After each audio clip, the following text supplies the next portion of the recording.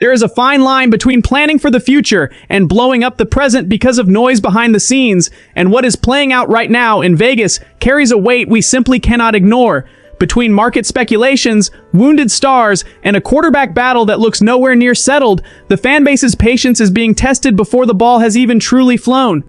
So smash that like button and stay till the very end, because this could change everything. While we try to figure out where our offense is heading, Stefon Diggs' name has been making the rounds hard in the league hallways, putting the Raiders wide receiver group right at the center of a debate that divides opinions. Word is, heavy-hitting analysts like Mina Kimes point to Vegas as an ideal spot for the vet, highlighting that he put up an impressive 83% catch rate last season with the Patriots, leading the league in that category, on top of stacking over 1,000 yards and 4 touchdowns. On the flip side, rumors are floating that rivals like the Los Angeles Rams might also be eyeing his signing to give the roster more depth, with pundits arguing that Diggs' experience would help ease the load off other big names. But the real question is it worth investing in a veteran receiver when we have young talent that needs room to grow? The Raiders' wide receiver unit packs massive potential, but plenty of question marks too. Jalen Nailor and Tucker are expected to play key roles no matter who takes over at starting quarterback, but the front office still needs a clear answer on what kind of production we can get from second-year guys like Jack Beck and Dante Thornton Jr., who struggled through their rookie seasons. If this move for Diggs actually goes down, the impact on locker room chemistry and target share would be instant. But are we talking about a genius stroke to win right now, or a rushed move that could stall the development of our young guys? Is this a good decision or a costly mistake? The fan base is torn between the hunger for immediate results and the fear of messing up financial flexibility and development space for the roster. Diggs' recent tape alone shows he is still an exceptional route runner and an absolute nightmare to lock down at the line of scrimmage, but doubts on the value and the exact fit in the Vegas scheme are still on the table. While analysts keep insisting the front office should be on the phone weighing this out, the internal reality of training camp demands total focus on the guys already bleeding silver and black. But hold up, because what is coming next changes everything. The pressure on the squad goes up with every single practice, and the coaching staff knows there is no room for error when picking the pieces for this offense. If bringing in a proven veteran brings status and reliable hands for clutch moments, it also means taking away precious reps from young guys who need to prove they belong in the NFL. The front office has tough calls ahead, and how they handle these pieces on the market could set the tone for our entire season. And the turbulence doesn't stop there, because if the offense is already sparking heavy debates, the situation with our biggest defensive star took a turn that borders on unbearable. Maxx Crosby had an offseason marked by surgery to fix a torn meniscus, and right after, saw his name dragged into a trade pitch to the Baltimore Ravens that fell apart at the very last second.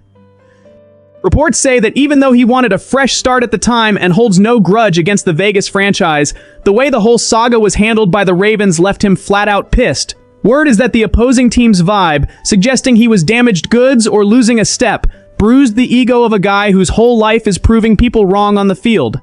Former teammate Gerald McCoy spilled it on the Rich Eisen show, revealing that Crosby has a massive chip on his shoulder and is going to turn that anger into a personal mission this season. Hold on though, because none of this is directed at the Raiders.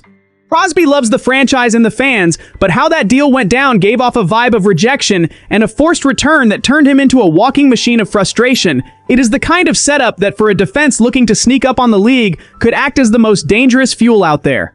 If he actually manages to channel all that negative energy against opponents, opposing blockers are going to have nightmares all year long. The big question is whether his body will respond to all that intensity after a delicate medical procedure. Is this a red flag for his physical health, or the setup for a historic year of dominance? Or Glorious Studio of the Little Quamped Regiment had sitting there like, yeah, going out trying to yes, there was the clutch and that's a shaving thing, so yeah, I don't like the bashing. Yeah, then we look back like someone on his tape, fine, like that, not go then, honey. Despite a slow start in training camp, Crosby's work ethic has been unmatched. He made sure to show up early, before half the roster even officially checked in and locked in on the Rush podcast that he will be out there for day one with pretty much no restrictions, ready to do what he does best. The coaching staff knows they will have to manage his snaps carefully to avoid a setback, but the fire from the defensive end proves his competitive spirit is untouched.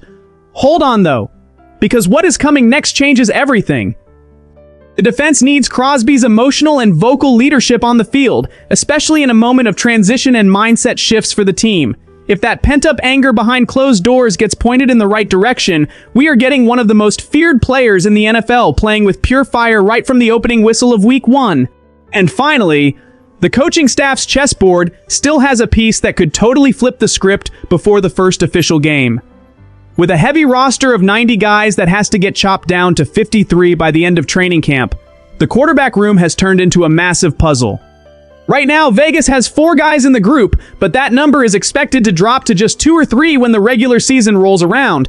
While the starting gig looks wide open and new rumors heat up the background, Aidan O'Connell's future with the franchise has turned into the center of wild arguments between analysts and fans. According to beat reporters like ESPN's Ryan McFadden, O'Connell's destination might very well end up being a strategic trade before the final roster cuts. On one side, people defend keeping him around as an essential insurance policy for the coaching staff, especially considering Kirk Cousins' age and injury history, plus Fernando Mendoza getting up to speed. O'Connell knows the organization inside out, had a praised spring behind closed doors, and has proven to be a true pro who pushes the competition daily. On the other side, talk is that the player himself wants a real shot at being QB1 somewhere else, which would open the door for the front office to ship him out for draft picks or other assets for the team's future.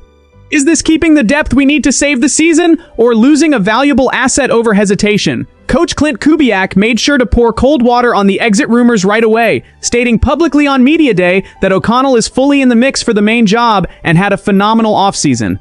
The staff swears they are handing out reps evenly and trusts the weapons the front office put together.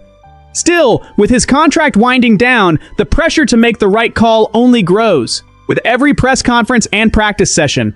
Hold on though, because what is coming next changes everything. The front office decides to deal him. They better make sure the return is worth the risk of leaving the room thin if anything happens to the main guys.